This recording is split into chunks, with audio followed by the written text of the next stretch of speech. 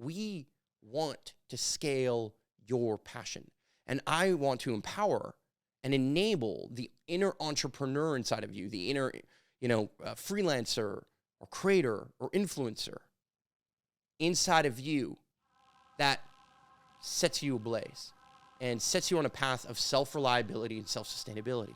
Because that's what self-sustainability means to me.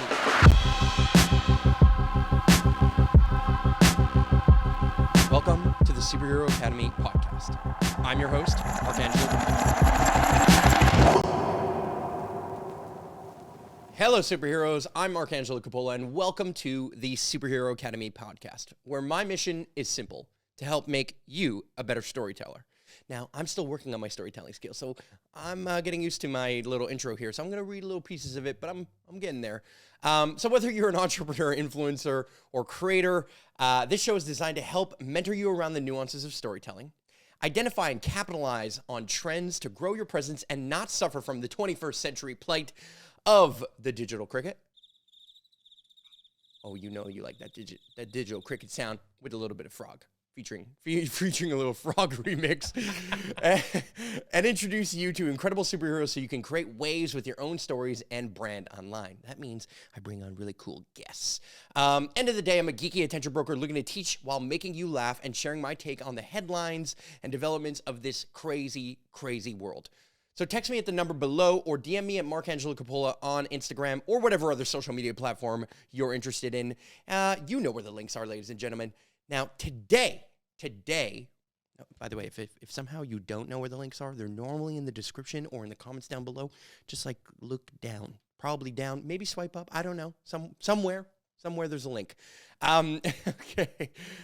Today we're going to talk about something that's near and dear to my heart. It's really focused around farming and Valhalla. Why I created a farm, why I've been investing in a farm. In fact, why I'm even retiring from marketing, and I'm not retiring from storytelling whatsoever, but I'm retiring from marketing and running marketing agencies to actually invest in a farm full time. And the reason I'm doing that, both from the return on investment perspectives, meaning we're going to dive into the financials of that and what that looks like, and ways that I think that there's massive growth in the world of farming and in the world of regenerative agriculture, as well as community. From everything from like running a giant experiment, which is what Valhalla really is, and the name of my farm, as well as membership model, talking about that and scaling generosity. So I'm going to really ad-lib this. It's really meant to go in different directions. It's less about what research I've done. It's more about the research I've done over the last 9 years. So with that said, I've always got my man Kyler behind the scenes. He's here to chime in and ask me a bunch of questions. He doesn't really know all that much about the farm, which is great. Like, he hasn't actually visited the farm yet. So that's going to be, something where we'll definitely dive into. And so I think that's great because it enables him to ask me really good questions about it, right? 100%. I know nothing about running a farm. Yeah. Know nothing about the financials of a farm and why someone would put themselves through that heartache, that physical trauma. Mm-hmm. I mean, as a kid, I used to, chores and I've experienced it. And it is nice, don't get me wrong. Like, it's very humbling. But all joking aside, I'm going to learn as much as I can today and ask you tough questions. Wow. And water went down the wrong tube. All right. So why start a farm, right? Why in my good conscience have I started a farm? Well, here's the thing I'll tell you, right? I'm the kind of guy who loves to talk about the two ROI, the ROI of return on investment and the other ROI of ripple of impact. And I'm going to start with the other ROI, the ripple of impact piece, because that's really why I started the farm. It's really the movement inside of me that led me to get deeply involved in farming, in community building, and building Eco-Village, because that's what we're doing. So that said, this story starts in 2012, April 1st, 2012, which is essentially 9 years ago, when I decided I had just had enough. I had just watched way too many documentaries. I had spent an entire year literally watching documentary after documentary after documentary for 52 weeks straight. And really it had gone on for even a little longer than that by the time I actually walked out onto the farm. And I knew that I had to do something. What I had recognized, what I was learning about, well, not farming, but more so about the world when it comes to storytelling in documentaries is that they were spending 90 to 95% of the time talking about a problem, literally like sounding the alarm on climate change or peak oil or vanishing of the bees or all the challenges we're facing in overfishing and food and deforestation. And I mean, you can make your head spin with how much information you can learn from a documentary. And yet there was so little energy put into the solution. So little of that was talking about the actual solution that we can embody over time. And so, you know, one stat that really shocked me in this one moment it was in 2011, I was kind of researching and I opened up Google and it was blinking in front of me. I had no idea what I was going to type in. So I start typing in, if everyone lived, and the autocomplete was like the average American, right? Okay, sounds interesting. Click on that. And this research paper that had come out in 2011 was showing the carbon footprint, not the carbon footprint so much as the global footprint of what it would take for everyone to live like the average American if everyone in the world lived like the average American. And what that showed, you know, there was a bunch of different countries, but what it showed for America was that we would need 4.1 planets if everyone were to live like the average American in the planet today. And I was like, well, damn. But I'm Canadian, so I mean, I was like, yeah, well, that's bad. But America consumes a ton. I mean, they're the biggest purchaser, they're the biggest economy, all that stuff. There's millions and millions of people there, and they just kind of like buy everything, right? So we're in Canada, like it has to be better than that, right? So I type in average Canadian, and the answer for the average Canadian was 5 planets. Yeah, right? So you start... Disappointing. I mean, yes. So you start to kind of think about and feel through the emotion of, well, wait a second, that's me, right? If everyone lived like me, we would need 5 planets to survive. Now, why is Canada worse than America? I think it's because of these numbers are calculated on a per capita basis. And at the end of the day, we still need the same amount of roadways, the same amount of, you know, electricity running from spanning the entire length of our country that is Canada is so massive. And we have much higher heating bills, you know, food being produced and shipped from all over the globe. So there's so many other layers of carbon footprint that fall into why Canadians have such a high standard of living, but also such a high footprint. Right? And I think it was the Global Footprint Network was the name of the study. And I don't know if they've come out with another one since, but those were the numbers in 2011. And I can imagine that today it's only gotten worse. And so in what was essentially a giant fit of a fuck you to the system, a giant kind of feeling incredibly small while watching documentaries, a sense that everything was crumbling, that, you know, we were in some level of doom and gloom and the sky was falling, and that invoking in me a large sense of anxiety, a huge, overwhelming sense that, you know, everything is going to collapse and that my life is going to collapse, systems are going to collapse, ecosystems are going to collapse even more so, and we just can't keep living this way. And so that deeply depressed me, and it put me into a state where either I was going to die, and I say that, you know, not to be dramatic, but really to express how I felt at that time, or I was going to do something about it. And I knew that I couldn't change the world in a single action or a single day or a single moment. But what I could do is dedicate myself to making and taking on a giant experiment. And so I walked out in the middle of a GMO corn and soya field, planted a tree, and declared I'd build a school I wish I could have gone to physically and digitally, and a community I wish I could have grew up in physically and digitally. And that physical component was really what I was focused on, is now known as Valhalla. And it first started, it was called the Valhalla movement. In fact, when it first started, it was actually called Project Y, right? Because I was running my name of my marketing agency, and my marketing company is called Y Simply Because Media, or WSB Media, because we live in Quebec and I have to not use English words in my title. But that said, you know, Y Simply Because Media, so it was Project Y. It was just me trying to figure out what it took to live more sustainably and what it would take to build a movement. And I had been inspired by a couple of things that are on the ROI, return on investment side of things. And I'm going to get to that a little bit later. But I really want to express to you that I walked out in the middle of this cornfield and I started planting trees and laying around soil and like digging ponds and doing stuff and learning words like permaculture and earthships. And, you know, I had never built anything in my life. I never planted anything in my life. I've never cooked anything in my life. Okay, well, I maybe cooked something in my life, but I knew nothing about food. I knew nothing about growing food. I knew nothing about building. I knew nothing about building community in this way. I knew absolutely nothing. Like, it was worse than knowing nothing because I was a spoiled brat. And maybe I still am, but I was, you know, very much in a fortunate position as kind of a 23-year-old getting involved in a project like this. You know, it took some level of naive thinking that maybe this could change the world. And so I learned about a couple of very interesting ideas. And the first idea was, well, look, we're cutting more trees than we're planting, and that's a huge problem. So why don't I start by planting trees? But I had also learned about other interesting notions like Dunbar's number, for example, which is a study that was done on Native American tribes. I can't remember which specific tribes or whatever it was, but the point is that they were studying the scale of tribes. It's the scale that tribes would get to before that they would start to break down and subdivide into smaller tribes, and what the ideal tribe size was, mainly from the perspective of scaling trust. And that's what the Valhalla movement is about. It's really about scaling trust within ourselves, within our community, within people that we know, and rallying community to build a 150-person eco-village.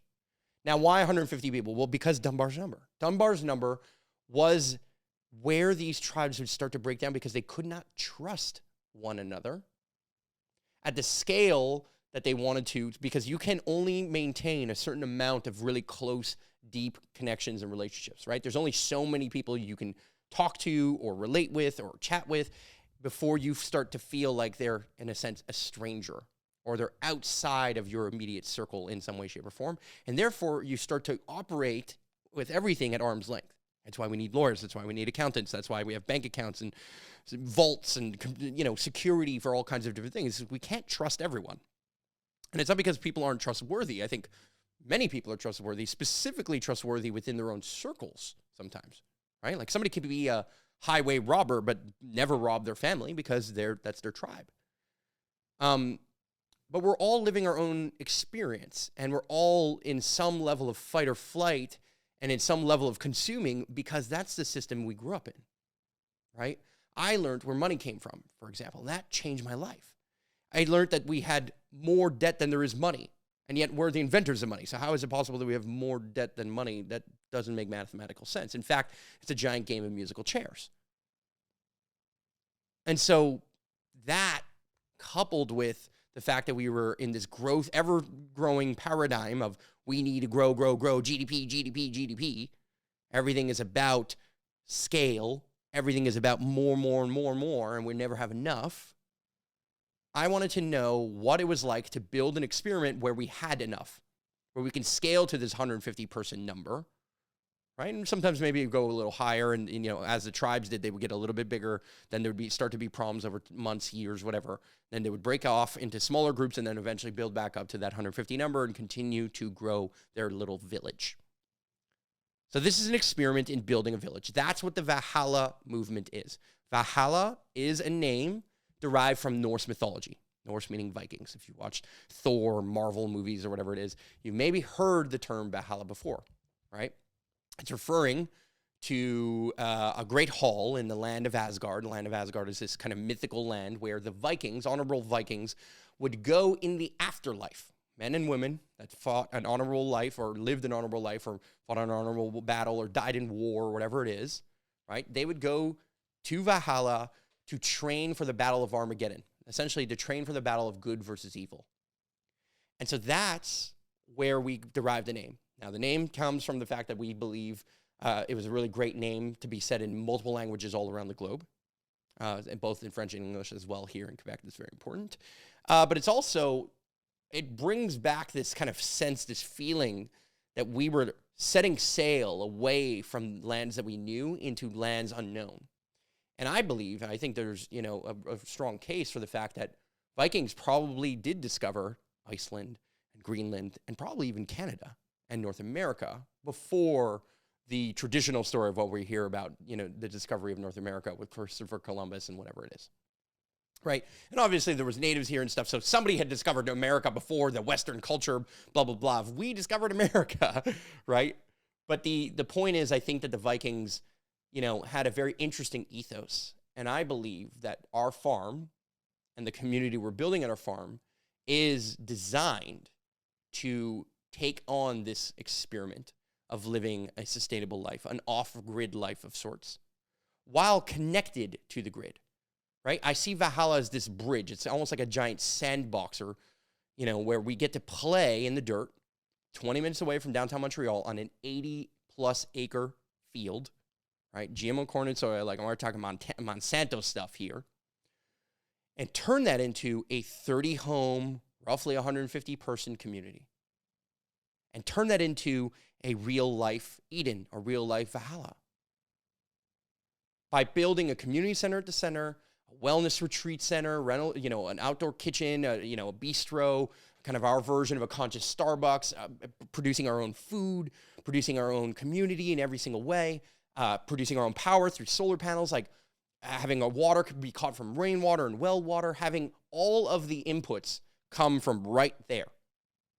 And having all the people that we hire and work with being a part of our community as an integral form of community building. And it comes with the adage of, it takes a village to raise a child. Well, it takes a village to build a village. And what I mean by that is, like, if you're going to build a village, you need to find the village. And you need to rally the village around particular ideas and thoughts. And so the core principle when we first launched the Valhalla movement, which is, in 2012, it was literally a field with nothing, a field that was barren. It had nothing growing in it. It was Monsanto, sprayed pesticides, chemicals, whatever, for more years than I would like it to have ever been sprayed by. And we had to deal with that soil and build from that place and that soil and that space to learn the principles of things that we ended up learning, like words that I ended up learning specifically, like permaculture and now what they call regenerative agriculture, market gardening, all of these things. And so I could go into the definitions of those. I can go into the philosophies of those different components, but it really is that experiment that drove me. Right? The existential crisis meets this, like, why don't we do something about it? So I walk out in this field, I plant that tree, and then people just started showing up. In fact, my first ever Instagram post is me in a tractor on the farm. And then soon after, it's me doing a bunch of, helping bottle vinegar that I had made with my father. It was me on the farm planting trees. It was me building a pond or doing all kinds of crazy things. And so even the world into storytelling for me, I think really began with this farm, right? It's the first consistent story that I've been telling for 9 years now and that I've developed over time. And I'm taking this story right now and I'm telling you it in pieces and I'm kind of trying to break the pattern a little bit to express elements of the vulnerability of what it took for me and so many others to join in. Because when we started the farm, there was nothing. It was flat. And so we went out and dowsed, and dowsing, I did not believe this was working at all, right? It's like we're going up, holding on to two metal sticks and then trying to see when they're going to cross naturally because the force of nature and water running through veins under the earth would let you know where to dig your well or where to dig a little pond. I never even heard of that concept, and all of a sudden we're doing it. And I'm walking out there barefoot and like the soil's all shitty and rocky and like, it would hurt. It was not fun. But then I went to the garden center. I told them that their website sucked and I wanted $50,000 worth of trees and clover seeds and a bunch of other stuff, bags of earth, whatever it was, right? And we just started planting. We started doing things. And we started royally messing up a bunch of stuff. Like we ended up having a flood and we had planted a bunch of lavender, and lavender doesn't like water, but I didn't know that. So we lost hundreds of lavender. We lost a bunch of fruit trees to rotting or all kinds of different challenges. We had all kinds of things lay its way in our path. But to me, this farm is an experiment because I don't really know the outcome, and I'm inventing the outcome alongside you. And I say you because I feel like if you're listening to this, you have something innate inside of you that says you want to be a part of this too. You want community in your life. You want to live in a sustainable way that isn't impacting or taking more than what you're giving. You probably want to eat healthy foods and live a healthy lifestyle. You want to know where your food comes from and recognize and understand the faces of those people.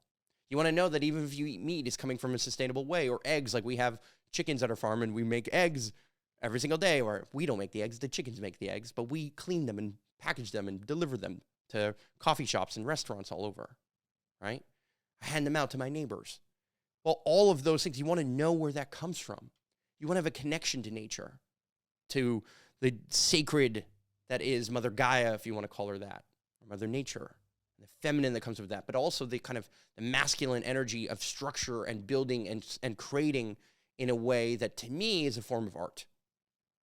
The way I see it is I'm performing a giant ritual of Google Earth art, a giant like death and rebirth cycle, not only through the seasons and following of the seasons, particularly here very pronounced in Canada, as I don't need to tell you, but also developing this farmland into a very different way of life, a private community where people who are intentionally picked come together with intentional values to make that happen.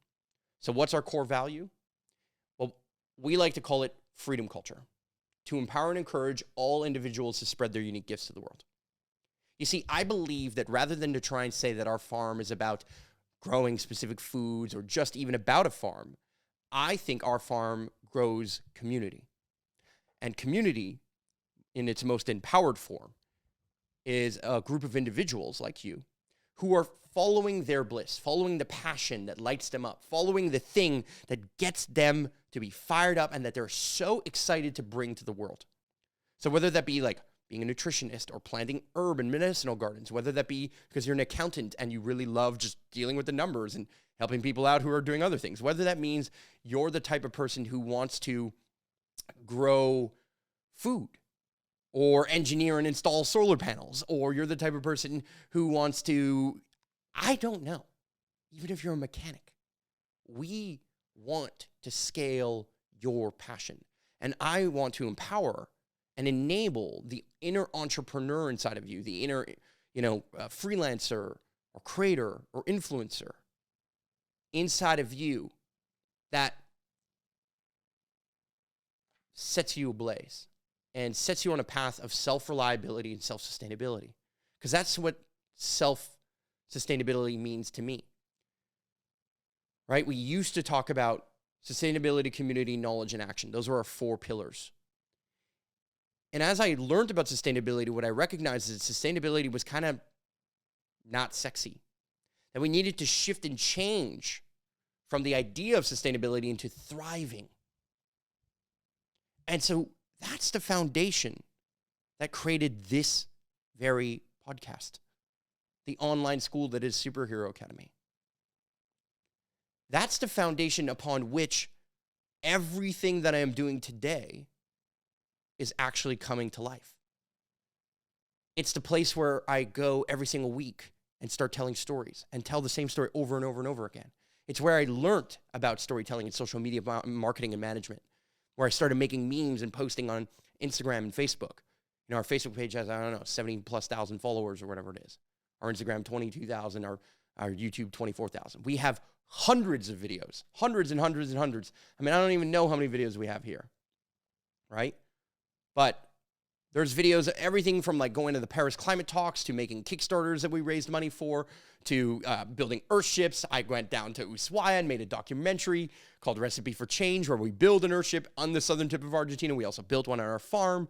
These are videos about growing hemp or installing solar panels, electric bikes, growing loofahs, growing food, interviews, podcasts. Look at some of these old podcasts that I had, with everything from soil biologists to entrepreneurs to, Rob Greenfield, who does amazing things in the world and did dumpster diving for months or whatever it was. He wore his garbage on him and lived like the average American and wore every piece of garbage that he consumed for 30 days on his body. And he had like these big bags and stuff. We did all kinds of ways. This project has brought me and many all around the globe researching and visiting eco-villages, understanding and learning what makes eco-villages fail, what makes farms fail, what about permaculture and how do they make money? How can this actually generate the change that we need to look and feel? And that can't just be from the feel-good story of sustainability. It has to come from thriving. It has to come where the ROI of return on investment and the ROI of ripple of impact actually merge. And so this experiment led to us telling stories, to us making content in many different ways. And so, Valhalla's Instagram is only now starting to reflect elements of what is actually happening at the farm. But for many months, years, time, we started sharing some stories like this is, Travis or some other people. We were making memes and creating content. Our logo has shifted and changed over time. I mean, there's all kinds of storytelling that we were doing. And this is a picture, of the farm, I think, in the beginning of 2016 season. And it was only in 2016 that we actually started to really gain momentum where people were there working full time. In 2015 was the first year where we actually were showing up every single Saturday when I decided that church was kind of every Sunday. So, of course, building a farm should be too.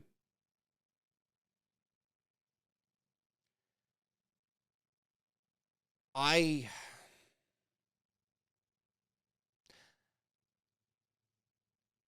feel like I can talk forever about this topic. But what I want you to know is that it's also an experiment in scaling generosity and abundance.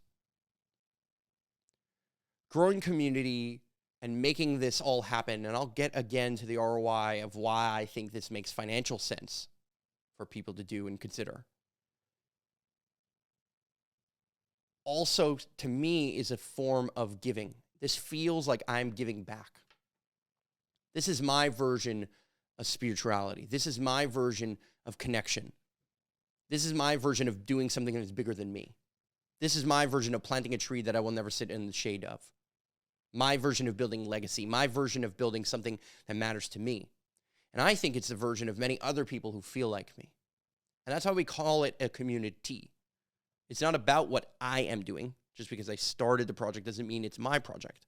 And much of my pain with this project has been to try and deprogram and convince people, which I no longer do.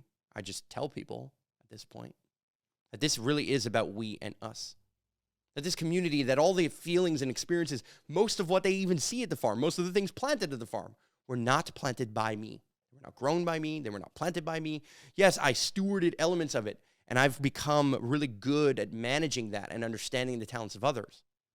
Understanding the superpowers of others. That's why I created Superhero Academy, because that was my skill set as a marketer. And more on that in a second. But the point is that I was just there to watch the ecosystem grow. And just like in permaculture, most of what permaculture is based on is about mimicking nature, biomimicry of sorts, right? And what that means is that in nature, things tend to grow with one another symbiotically. Like, for example, tomatoes, asparagus, and basil love to grow together because they also take different nutrients out of the soil. They restore nutrients that each other like. They kind of repel the pests of each other. And they taste really great in an Italian dish. At Nunna's on Sunday. Kyla likes that one. But there is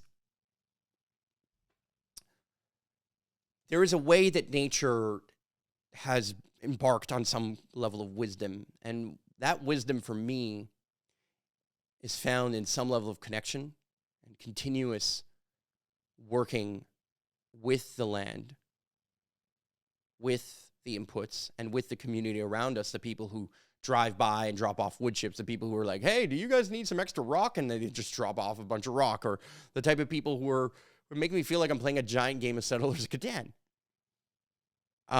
Because that's kind of what it is. And year after year after year, we've gotten better.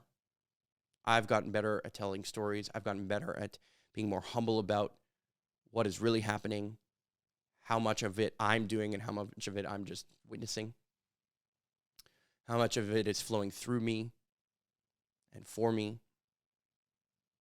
others. And I have been testing elements and theories of this, building it as a nonprofit foundation at first, then as a co-op, which is one person, one vote, and scaling the farm and doing CSA baskets, which are community-supported agriculture baskets, meaning we grow the food, you pay for the basket for the season, and then every week you get a basket full of all the veggies that are fresh from the farm that week. And I say veggies, but it could also be eggs or other things too. And so this is an experiment that stretches every part of me. It demanded me to understand social media and storytelling, and it demanded me to have in-person presence and be able to speaker. It makes me this storyteller that you are and see today. It made this podcast. It made me understand how to work with nature and how to work with others, how to do conflict resolution. And all of that has made me a more generous man. Realizing that I'm not going to my grave with my money. I'm not going to my grave with my memories or all the things that I've accumulated. I'm going to my grave with a legacy. And that legacy for me is something that I just want to leave this place better than I found it. I want to take that carbon footprint that, if everyone lived like me, we would need 5 planets, and shrink that down to another scale. I want to do my part in building a world that I wish I could live in, the world that I know is possible in my heart, as somebody like Charles Eisenstein would say, which was a book that very much informed us. And the principles of things like the gift economy and sharing and building an economy, I think are playing out more and more and more. The technology of electric vehicles, of solar panels, and a generation of regenerative agriculture and sourcing materials and inputs from closer to home as we see prices of wood and everything skyrocketing at this day and age in 2021. All of those principles are starting to go in the direction of what I knew was happening 9 years ago. And I still know is happening today. And so my superpower is to understand and see the macro trends, and in the micro, learn how to be more generous. Learn how to give and to trust, how to invest in community, invest in relationships. This project has cracked me open and broken me down so many times. I've watched trees get bulldozed that we planted. I've watched trees die through floods or all kinds of things. I've watched buildings we built get flooded. I've watched myself and others make so many mistakes. We've had vandals. We've had people call us Nazis. We've been called a cult. We've been called everything you can name of. And it's none of that. But maybe it is to them. And I respect that. But for me, this is a move in the right direction. A move in a direction that I know is important to me and in part of my mission. And so telling these stories and making this podcast and even doing all of this stuff, it's difficult to do alone. But there are things that motivated me in this direction. And part of those are community-based, and part of those are financially based, so that I can find a way to continuously invest in this and do that perpetually, just like we would in permaculture. How can I turn the ecosystem and the spend or the burn of what I'm creating, how can I take life and death and allow that cycle to endlessly be a loop? How can I find that abundance within myself, my business as an entrepreneur, as a storyteller, as somebody who's creating, and create for more than me, but for everyone around me?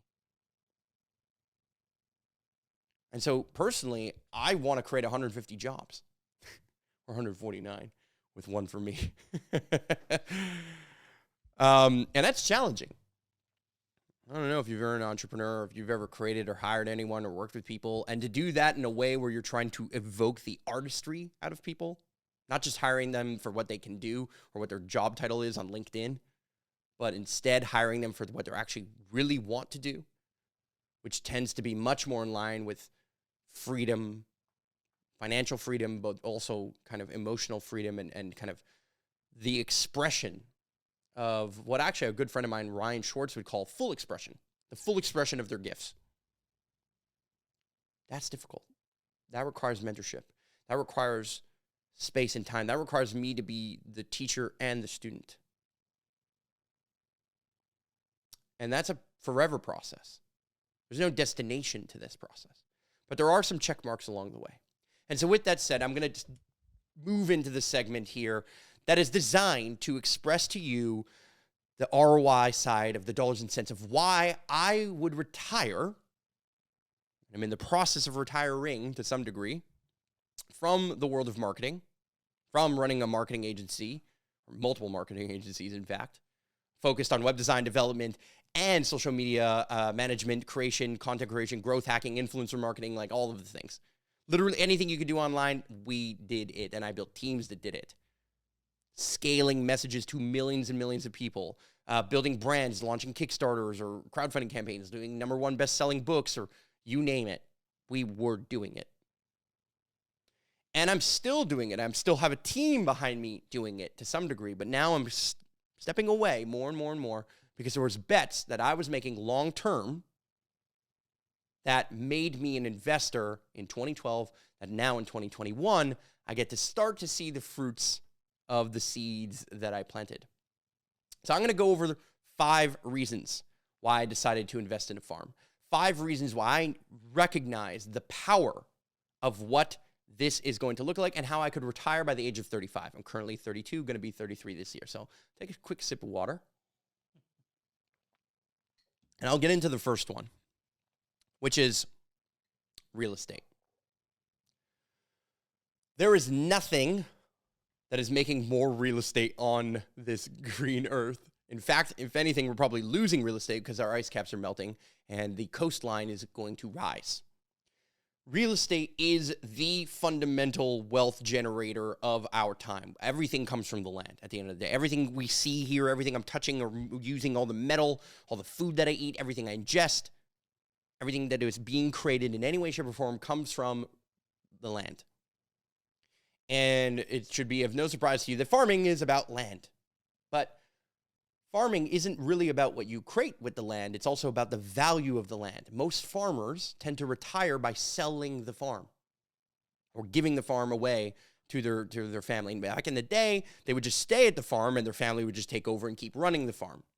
But in modern days, where kids have gone off to, university and gone and gotten their own careers or generally stepped away from the farm. Now I think it's only 2% of people actually create 100% of the world's food or are farmers. And that's a smaller and smaller number, but that's wild to think about. Because there's very few people in like Canada or North America. And it's a lot of people maybe in, second and third world countries. I hate calling them that, but that's where a lot of our food comes from. With cheap labor and then shipped on, containers all around the globe. Well, most of the ROI that a farmer will make and how they retire is tending to sell the farm. The value is in the soil itself. But to me, being 20 minutes outside of downtown Montreal, Valhalla, the farm, is so damn close to the city that I knew the city was going to expand in my direction. And I knew that particularly on the South Shore, where we are, there was going to be a real estate boom. We were eventually going to replace the Champlain Bridge, which happened. We were eventually going to build an exit going to our farm, which is one of the second reasons I thought this farm was going to grow, was that the area itself was going to develop. And that prices of land were going to continue to skyrocket, and particularly land, because there's not more and more of it, particularly close to major city centers.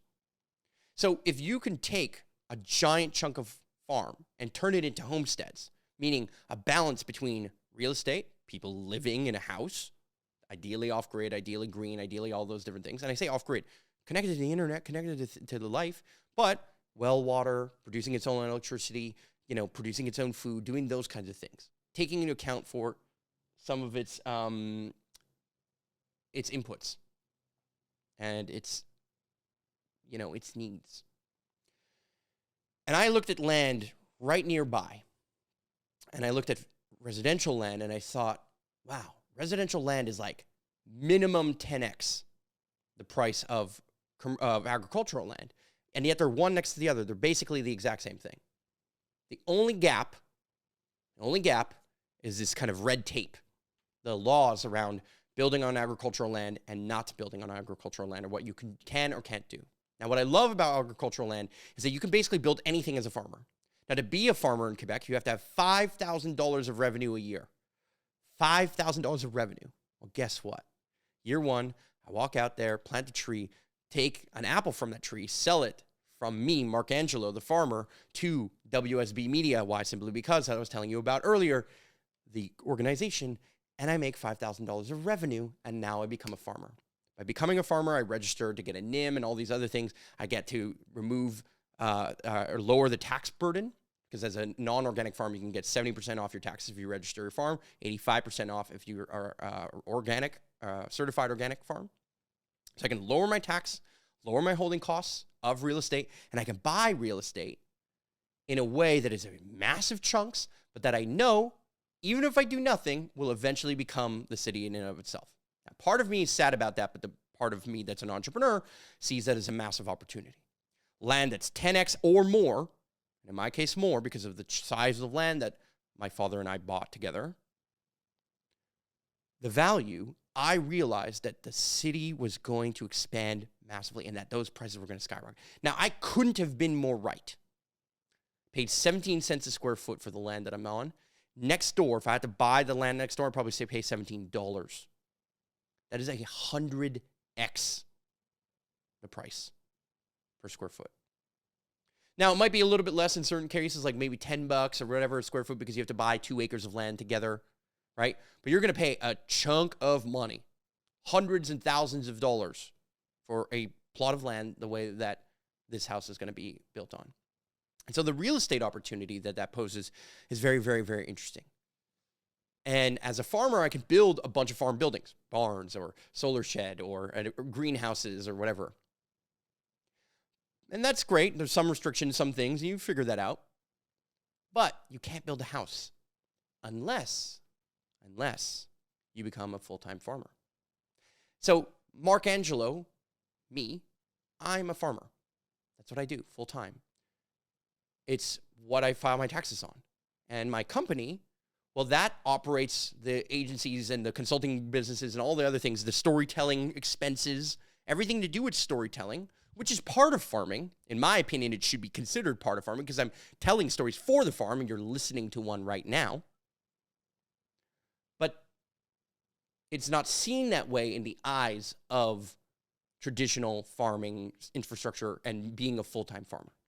So me, the individual, is a full-time farmer. That's what I do. I go there multiple days a week, and I'm managing the farm and all the paperwork of the farm the other days of the week. Okay? But on the side, I'm also running the marketing agency and also doing consulting and also doing the videography and creating content because that's also part of the farm and building the brand of the farm. It's necessary that I had to have this two-headed monster. But it's great for me from a tax perspective to be a farmer because I can pay lower taxes, like I said, on the land, but also in life. I get better interest rates. I get better insurance. I can be part of a union. I can get access to all these different things as a farmer. It's a life hack, and it's also an essential worker life hack, which is now a thing in 2020 and 2021, where I get exemptions and a bunch of different things. And so by being a farmer, being a full-time farmer, I can actually build my house as a full-time farmer in the house of any employee or family member that's living with me. So let's say I had kids and the kids want to live on the farm, I could build their house. Or have full-time workers and they need to work at the farm and they live far away, but they need to be here, I can build their house. And so scaling and building a community from us is actually scaling the farm. As we scale the farm, we're going to create more employment, create more families, more whatever, more life, more space, and we can build the farm towards this 150-person community goal. And with full respect, full honor of actually it being a farm. I really want to grow food. We are growing food. We have planted 29,500 garlic this year, for example. Right? And we're planning on doubling that, or if not tripling that, because every garlic creates 3 or 4 garlic bulbs, which I don't know. I was going to make an Italian joke, but I decided not to. Yeah. I mean, look, we're trying to keep the vampires away. We're trying to keep the vampires away, all right? Get away from my blood. That's a very interesting joke in 2021. I won't go down that rabbit hole. But long story short, by buying farmland and actually becoming a farmer, essentially running revenue through you, even if you hired people to run revenue through you and then you become a full-time farmer, you can buy much cheaper land than if you were buying residential land. So yeah, I could spend $500,000 buying a condo, or I could spend $500,000 buying a giant farm, and if then essentially I can come out with way more opportunity in the farm if I'm willing to play the long-term game. Because today, the condo I can get in and move in with some partner or rent it out or do whatever thing. Whereas a farm has holding costs and development costs and time. But the return on that land, like if I built a house, for example, like I'm planning on building a community house, but I'm also building my house where I'm going to live and work from the farm. And grow vegetables with lights and stuff so that we can start the seasons earlier and grow the farm. And host events and community gatherings and co-op members that are coming together, which I'll get to in a second. All of that is part of what I can see to be a giant opportunity financially. It is massive, the gains that you can make on this. And farmland is skyrocketing in value, particularly here in Canada, because Chinese people are buying up the farm. And I say Chinese people because people from China are buying land in Canada hand over fist. And the same is happening in America and all over the globe. They're investing in farms. And the price of farms are going up, but the average age of a farmer is also going up. I think it's like 80% of farmers are over the age of 55. Or like 85% or whatever it is over the age of 45. So most people who are farming are of the older generation. And so less and less people are going to be involved in farming. And the prices of farms are going to continue to rise because they need to, because they're not going to sell the farm to you because that's how they're going to retire. They need the money to retire, and life is expensive, so they have to sell it for more and more money. And there's less and less land, particularly near city centers. And less land where they can build houses without having to demolish another thing, blah, blah, blah, blah, blah. So farmland and homesteading and this kind of balance where I see the merger of city life and, let's say, normal life, quote unquote, suburban life, if you want to see it that way, and farm life get to mix and merge. I don't think they should be exclusive. I think the way that we have our system is broken.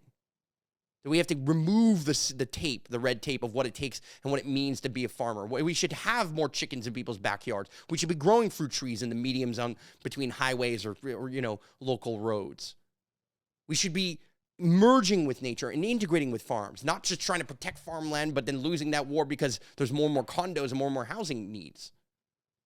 Right? You're selling a house today, freaking the prices are skyrocketing. The prices of wood are skyrocketing. Everything is skyrocketing. Real estate is skyrocketing, particularly here in Canada, but also elsewhere. It's not like it's getting better in Colorado. It's going nuts. And so the real estate component of it and the value that creates is massive, and that's one of the reasons why I would do it. The second is because of the proximity to the city and what that creates. I love the fact that the city was so close, but that it could still be off-grid. No city water, no city sewer system, so you don't have to have high taxes. We're providing all our own services, right? We're going to get Starlink satellite internet, which I'll get wired internet and stuff too. Yes, we're going to bring hydroelectricity, or meaning, traditional power, but we also have a bunch of solar panels. So I'm planning on doing both, a mix between grid and off, having both systems be available. And having that work for us, because as we generate electricity, I can sell it back to the grid or lower my costs of the grid. And so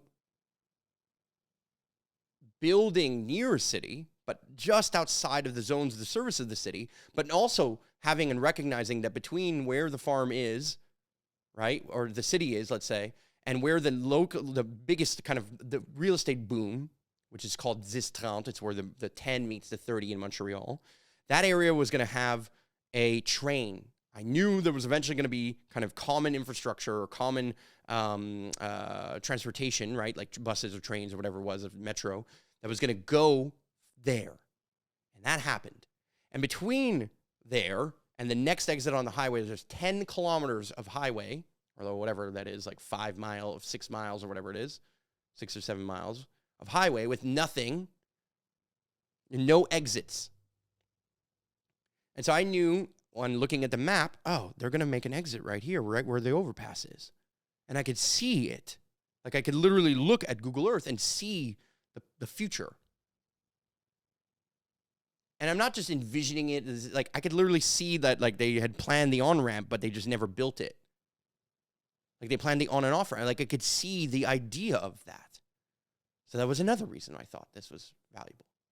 Now, some of these others are very interesting in nature. Like, the third reason is I understood at the time Cannabis was illegal and smoking weed was an illegal thing that I could do, an offensible thing. Now it's an essential service. Go figure me that, ladies and gentlemen. And now it's an essential service that the government sells you.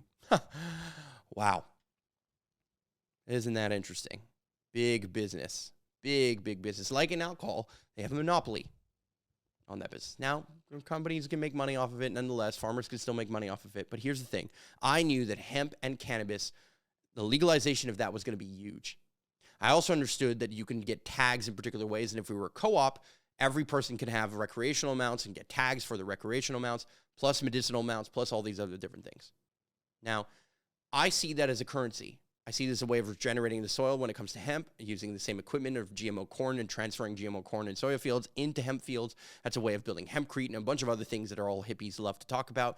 I say hippies just to not be facetious or mean about it, just to say that these are topics that I'm not going to go into at this moment. But I knew that boom was coming to Canada. And I knew that if I had a farm, I can take advantage of that. So that was another reason. But part of what we're learning to do now. Part of what we're talking and in conversations about making today. And so that started to come online. And then I started to think about what other components are going to come in the future, right? What other pieces of the puzzle were going to play out? And two things come to mind. The first is rising food prices. If a bunch of older farmers are going to start to retire, and there's going to be more and more mouths to feed, and they're going to be eating more and more because we have an obesity problem in the world, and they want more and more delicacies, but they're also this movement of people wanting more and more healthy food, more and more organic food, more and more food locally sourced, then I knew the price of food was also going to be a massive impact, and that's element number 4. The price of food is going to skyrocket. In fact, we are not paying the full value cost. I'm not just talking about carbon footprint, but I'll get to that in a second. We are not paying the full cost of our food when we're buying steak or chicken or anything, really. I don't think we're truly accounting for the real cost of what it takes to grow food at this moment. We're subsidized by the fact that there's cheap labor and food coming from all over the globe. But what happens when the Suez Canal gets blocked or other, wars break out? What happens when you want locally sourced food or the food prices now have to start paying the carbon taxes of the length and distance that your food is coming from? What happens when certain things like bananas go extinct? Because bananas are going extinct. Did you know that? Nope. Bananas are going extinct, yeah. I had one this morning that was delicious. I'm really sad. You're going to be real sad if bananas go extinct, right? No, for real. Genetics are going extinct. Bananas, for example, the genetic of bananas are going extinct now. Is there to say that we're not going to have another genetic of bananas? No, we'll probably figure it out, right? Just like we GMO'd and figured out everything else. But I understood that the price of food was going to rise, and that the further you were from a city or the closer you were to a city, that meant an opportunity. That if I could grow this food very close to a city, I can remove the middleman, which is the market, out of the equation. I can sell directly to people, and technology would enable that in many different ways. Technology would enhance my ability to scale the farm, to scale food, and it would build a direct connection customer base, not only within our community, but around our community, where we can sell that food at the highest margins and the highest opportunities. Plus, we can transform that food. We can eventually host a restaurant or host dinners. We can host private gatherings. We can do weddings or events. I knew that I could capitalize and help capitalize with the farmers that are getting involved and that are involved in the project right now in that way. And all of that in a landscape where global warming and cap and trade systems and carbon taxes systems were going to come into play. And that's element number 5. See, when I planted that fruit tree 9 years ago in the middle of a GMO corn and soy field, I did not necessarily think about this fully, but it started to occur to me over time that the price of that fruit tree was a price today that over time is going to rise because there's less and less farmers growing the fruit trees, less and less people supplying the garden centers, and more people interested in fruit trees and in planting food forests in their backyard, getting involved in sustainability or all those different components. Right? And so as that trend was going to continue growing, I also knew the trend of carbon taxes was going to become a thing, that your life and your consumption was going to be taxed. And if you lived in a everyday person life, if you were one of those people that it took 4.1 planets or 5 planets to survive, you're going to have to start paying the full price of your carbon footprint. And for me, buying the tree, let's say it costs $20 to buy a 2-year-old tree, or $25 to buy a 2-year-old tree, roughly, depending, fruit tree specifically. I can plant that tree and I can make money off of selling the fruits of that tree, but that's going to take time. It's going to take probably 7 years, 9 years before you get the first fruits from that tree. And then you have to pick it, pluck it, clean it, sell it, market it, blah, blah, blah, blah, blah. But the value of a tree in carbon footprint, well, a carbon ton today in Canada is about $30 a carbon ton. But by 2030, we're expecting that to go to I think it was $120, $130 a carbon ton, or $170 even a carbon ton. So how much does a fruit tree sequester in carbon in its lifetime? And the average answer that I can find is that over 40 years, it'll sequester at least 1 carbon ton. So in 40 years, it's going to pay $170 or $170 in 2030 money, but in 40 years from, let's say, the day I planted it, it's going to pay like, I don't know, maybe $500 for a tree that I paid $20 for now. Now, yes, inflation and all those different things, but I also have the tree. I have the beauty of the tree. I have the fruits the tree are going to produce. And I have the carbon tax credits that I'm going to collect from people like you. And I say like you because I know you're not offsetting your 100% of your carbon footprint. So you're going to pay that cap and trade tax. And in fact, if you're in Canada, you already are with your gas guzzler car, right? There's already a carbon tax on the gas you're buying. That's why gas prices are going to go up, and it's going to keep going up. So then you're going to say, but Mark, I'm going to buy Tesla because I'm like that. Cool, I get it. But there's going to be carbon tax credits short term on the fact you're switching over to electric, but over time, there's still carbon involved in making that car. There's carbon involved in everything you do. So if you can lower your carbon footprint by growing your own food, collecting your own water, making your own power, you can start avoiding expenses, keeping that money in your pocket, which is the lifeblood of business, ladies and gentlemen, cash flow. And you can use that cash flow and the time value of that cash flow. I studied finance in university, even though I hated it. Well, that time value of money is hugely impactful and important to your wealth. So investing in a farm is the fastest way for it to grow in real estate, the fastest way for you to capitalize on trends in the marketplace and trends in the global outlaying of city and the growth of a city, trends of, decriminalization of, cannabis, or let's say psychedelic mushrooms, or those kinds of things, all of which are coming or have happened. Trends in growing food prices and the boho chic, interesting, cool, hipster labels and locally grown, organic, everything, vegan option, gluten-free, and carbon taxes. I think it is single-handedly one of the best investments for a person to make, for a young family to make. It's the cheapest way you can build your house. It's the fastest way and the fastest path for you to build generational wealth, ladies and gentlemen. Generational wealth. Wealth that you can transfer over to other people. And by building the houses of other people and financing it in those ways, like I'm planning on doing, which is I'm going to build my house cash on the farm. Then I'm going to go and reevaluate the land from the bank or from whatever, a family wealth fund or whatever, a bank basically. And I'm going to say, how much is this land worth now when I built this house and I paid for it cash and I hired my whole community to build with me with good deals because they know me and I know them. And I build it with them too, physically. Let me reevaluate this house and reevaluate the value of the land that now went from agricultural to agricultural and residential. What's the price of that? What's the comparables on the market of that? And the answer is there's not that many comparables. And those who want this lifestyle specifically, and I say that word very impactfully and very importantly, those who want this lifestyle will pay top dollar for it. And so the value of this property that I think I'm going to spend, let's say, $700,000 or $750,000 building a house, depending on the price of wood at this point, right? But that house is going to be worth $2 million based on local comparables. So I'll be able to refinance 100% of the money that I put into the house and then use that to continuously grow the farm, to continuously invest in the next farmers and a group of people that are helping grow the farm in every single way, turning it into the paradise, the abundance that I know I want in my life. And I know I can complete this entire project by the time I'm 35. And with that, I know I can retire on that money. Now, I'm not going to retire, but I am definitely going to retire from marketing. In fact, I already have. I've handed off the agencies to other people.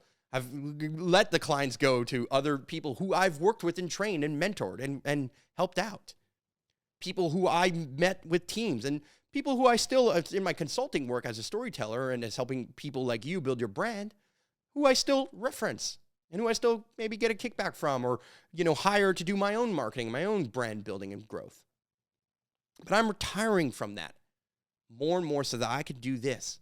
And in that house, there's going to be a beautiful podcast studio, even better than this one. It's going to have multiple sets and it's going to be set up. You flick on the lights just like here and you get ready because you can go multi-camera, right? You can bring in people like Kyler here who can make that happen. And so I understand that this was an investment in my future, but I was willing to play the game of saying, where do I want to be in like 10, 15 years? Where do I want to be like later? And how do I do that now in my youth, in my 20s and 30s? How do I invest in that in ways that are smart? And so those are those 5 reasons. And that's, I don't know if that doesn't compel you to invest in a farm, I don't know what will. But I definitely compel you to invest in fruit trees or trees in general. I think you should invest in hard assets and things that are going to inflate with value and time because we're printing more and more money. And that money is devaluating your currency.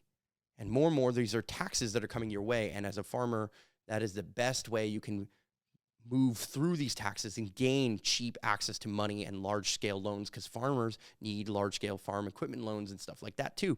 So pardon the interruption. We had a little technical difficulty. The iPad got a little full there. But all that to say, invest in a farm. Understand that there's tax benefits for so many different reasons. There's all kinds of ways you can earn revenue as a farmer, build your wealth, like I said, generational wealth in deep and powerful ways. And with that said, I think that this farm at the end of the day is about membership, which brings me to my last segment of this podcast, which is all about membership. It's about people like you, right? I spoke about Dunbar's number, scaling a 150-person community. I spoke about freedom culture and empowering your gifts and your unique offerings to the community. And what I spoke about is a lot of commonality, common infrastructure and things like that. But we need members to join. And that's why we created the Valhalla Co-op. So bring up the website here. We're going to bring up this with the movie magic. We're going to put me in the little corner on the bottom here.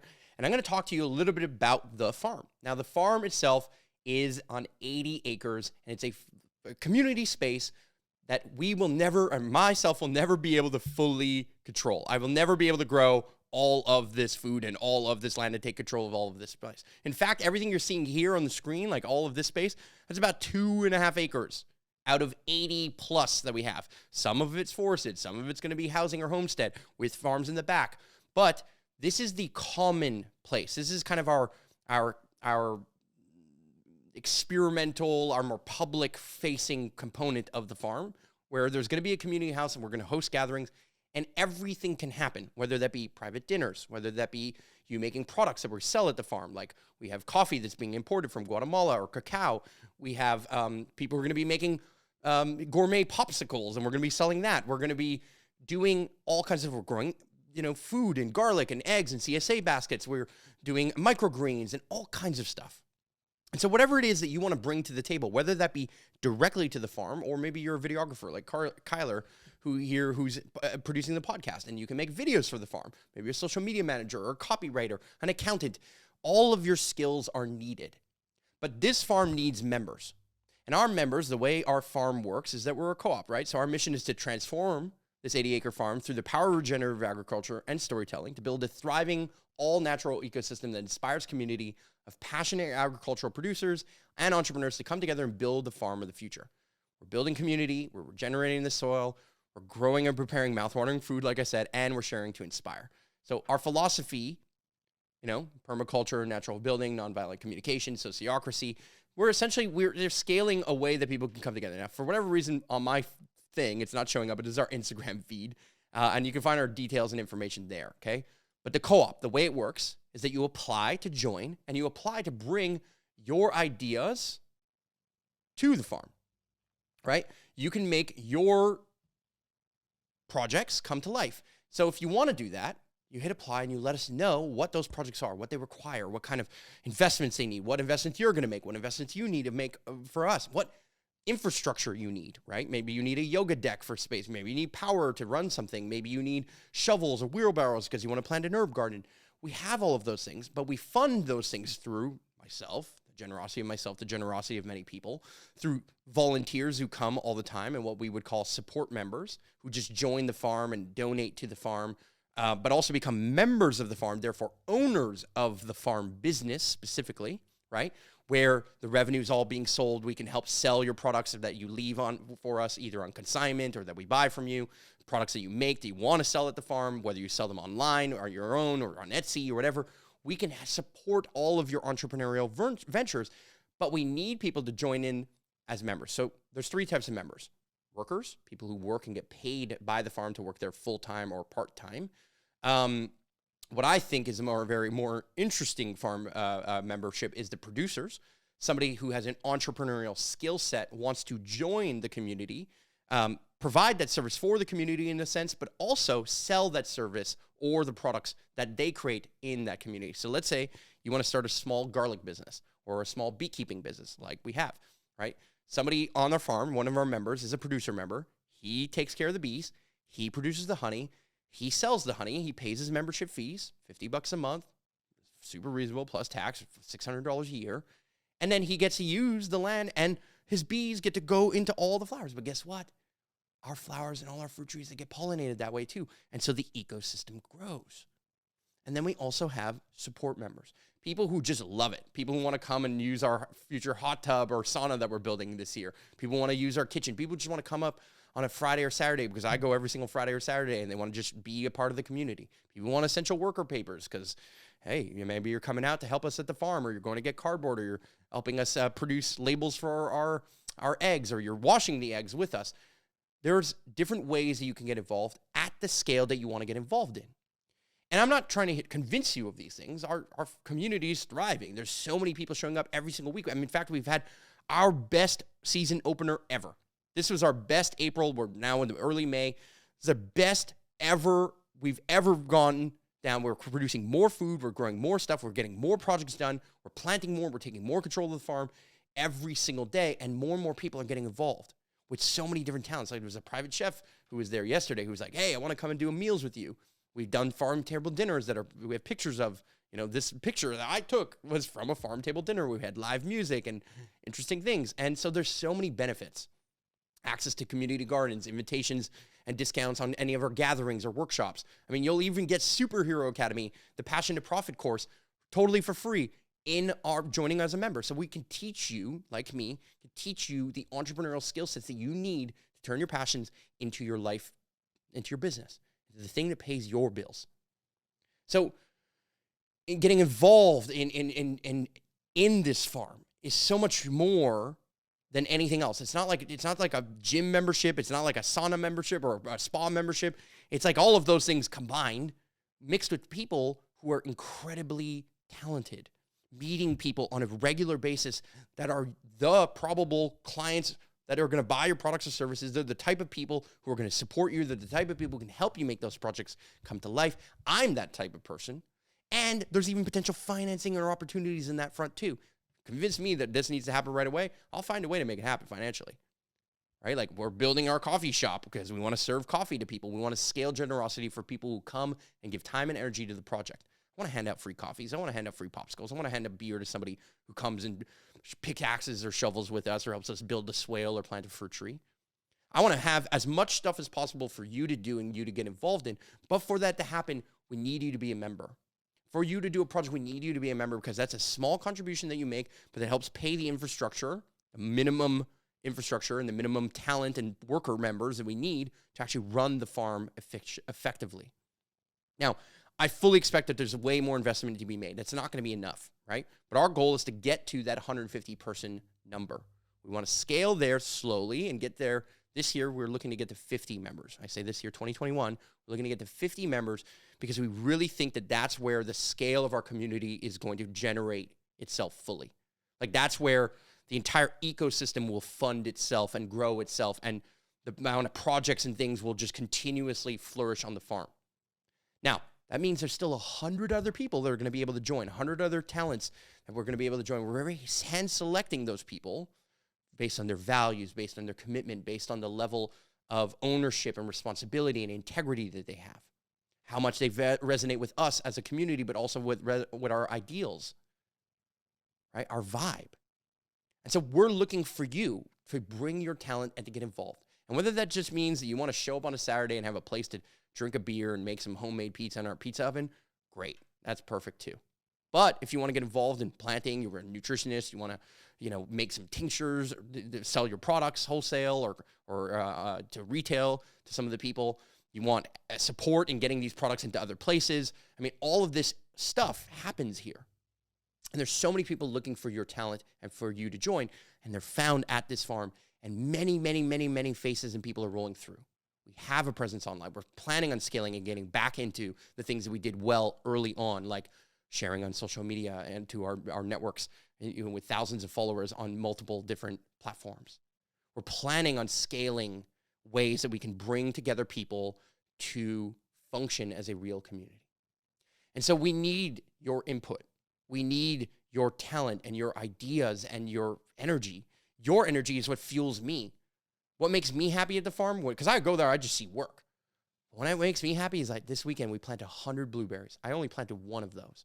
We planted 50 flowers. I only planted none of those. I made the holes, right? I got them. I went to the garden center, paid for them, and did a bunch of stuff. I had a role, but I understand my role in the ecosystem, which is to build the ecosystem to begin with, to understand and help finance these things and take on some of the responsibilities on that front, legal, financial, and storytelling fronts. And yes, physical, right? Physically, I'm there and I'm physically operating the farm. I'm physically planting. I'm physically selling food. I'm physically cleaning up and washing the plates and shutting it all down and doing all the stuff. I'm managing this website that's designed and managed by my, web developer that I work with on Superhero Academy, for example. So, whose name is Paul and is doing a great job. So we're doing all of these things and we're scaling our land to accommodate for all of these different projects, right? We see ourselves as a bridge between worlds. We see ourselves going in so many different directions, and we have so much potential and so much space that we need your input because we can't take it all on our own, and we are getting better and better and better at it, but I can tell you there's so much more to do. So yes, we're operating in the principles of market gardening, which is producing food for the markets. We're also operating principles of permaculture, soil restoration, and growing more like a food forest. We're taking care of animals in an all-natural way. Everything's organic, everything we do. We're not certified organic because we don't care to be, and it's a process that we're not necessarily looking to do at this moment, unless we had people like you helping us do that process, maybe. We're doing things like beekeeping and so much more. And, of course, you can visit at any one moment, right? You can come, bring your farm shoes and your farm attire, your gloves, your hat, your sunscreen, whatever you feel you need, water, and show up. And that doesn't mean you're going to be shoveling and pickaxing. You're most likely going to be probably eating food and chatting with amazing people. You're going to meet amazing people. You're going to learn about amazing things. We're having workshops and doing all kinds of different ceremonies and ideas flowing each and every week. And so we're building that infrastructure now. And honestly, it's too much for me to do. It's already overwhelming. It sometimes is crippling even. But as we gain time and energy, we are doing more and more and more, and we want to do more and more and more to scale this community in this way. And with that, I hope that you come to visit our website. I hope you hit apply. I hope you let us know what kind of projects and how you want to get involved. I hope that this inspires you as a gateway into your own version of a sustainable life, your own version of building a farm, your own version of building a homestead, your own version of building community, and your own version of building a business. And I really, really hope that you see and feel the heartbeat and the passion, not only from me, but from many who are involved. I hope that you get to witness the magic that this farm is and why it has inspired so much generosity in me, and why it's changed me, why it's made me a more humble servant to the world around me, why it's made me a better entrepreneur, a better manager, a better mentor, and a better student. I am deeply moved by the people who come to the farm. I'm deeply moved by the people who look to get involved. I'm deeply moved by the people who are willing to play a role in their own lives in their own way and bring their own freedom culture to the table. So with that said, ladies and gentlemen, the links are down below. You know where the links are. In fact, I don't even know why I said that. Links are below. The links are always where they always are. But my heart, my soul, my brain, they're all combining and connecting. I really would love to see your faces, your boot on the ground. And even if you're abroad, we're accepting members who can support us in so many different ways and so many different channels and accesses and capacities. So please let us know how we can support you, how we can co-create with you. And I cannot wait to build the real world Valhalla alongside you. I'll see you in the next episode, ladies and gents. Bye.